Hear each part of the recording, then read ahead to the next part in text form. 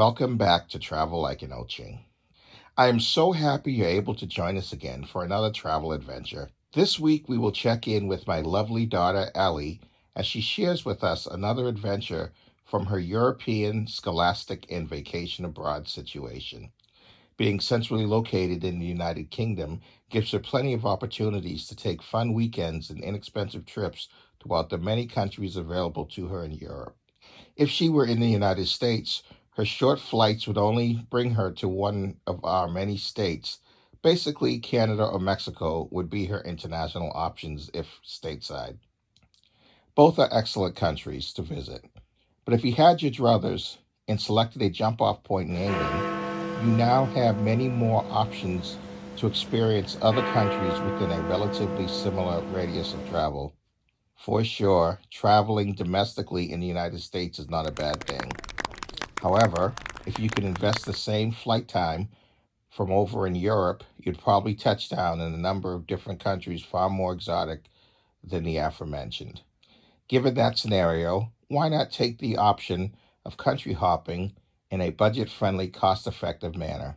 For this journey, she has decided to fly over to Spain from the United Kingdom and give us a glimpse of a late fall fun mini vacation with her travel partner. Sit back and relax as she walks us through the highlights of her travels. As you watch this video series, I encourage you to comment and ask questions in the comment section of the video. Perhaps you can suggest other countries she should try and visit during her brief time abroad. More after this.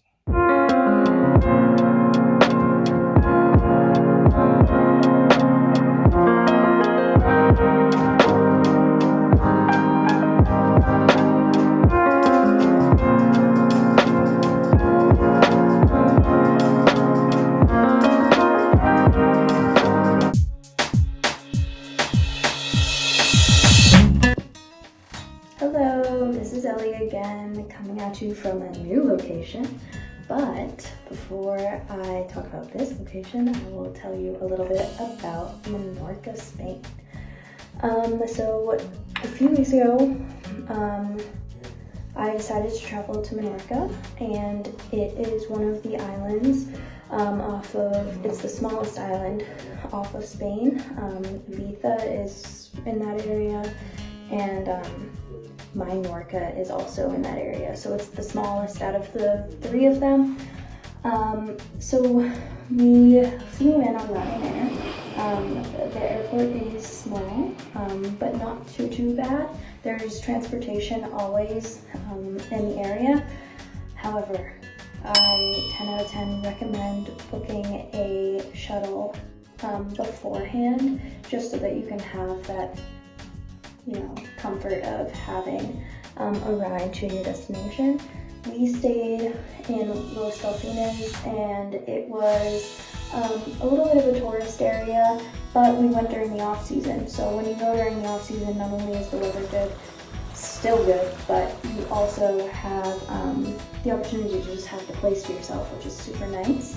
But depending on which part of the island you're staying on, it really determines on which shuttle company you go through, and I recommend doing a pickup and drop off all in one to make it cheaper, but also just to make it easier to have the peace of mind. So we decided to book through Airbnb because those were our cheapest options, even compared to a hostel. With Airbnb, you're guaranteed kind of the idea of having the comments section is a great reliable source as to what people's actual opinions are when they stay there. Fortunately, we found one with a beautiful view, and it was just for two, which was nice. It was right on the water. We saw some of the other islands in the distance.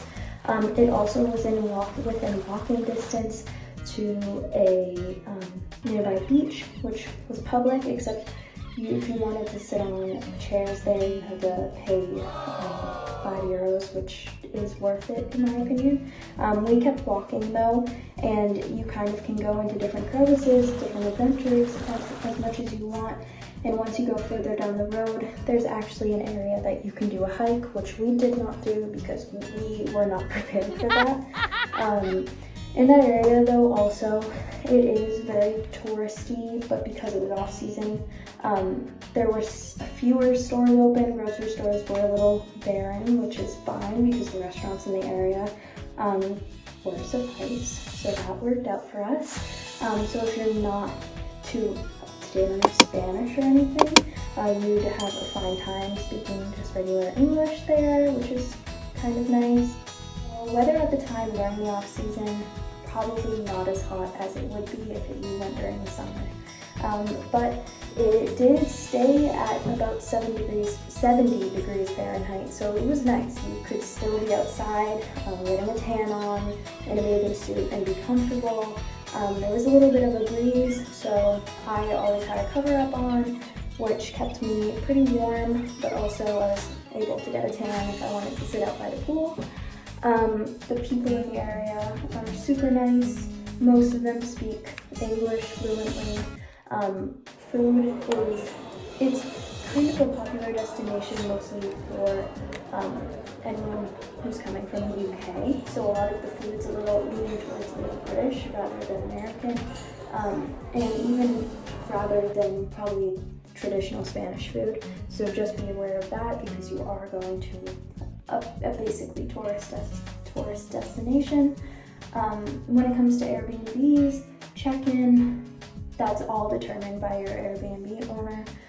Usually they're really flexible and they can give you really good tips on what to do in the area, what's okay in the area.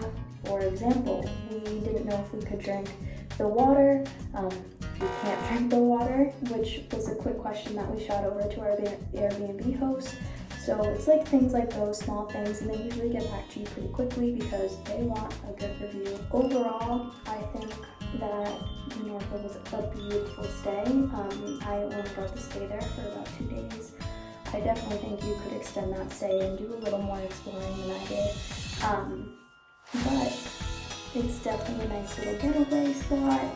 I think it's a place that isn't talked about enough as a great destination, just for a beautiful place for a good price.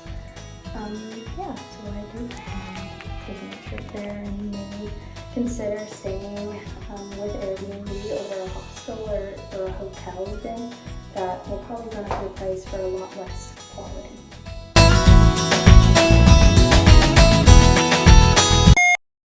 Another thing was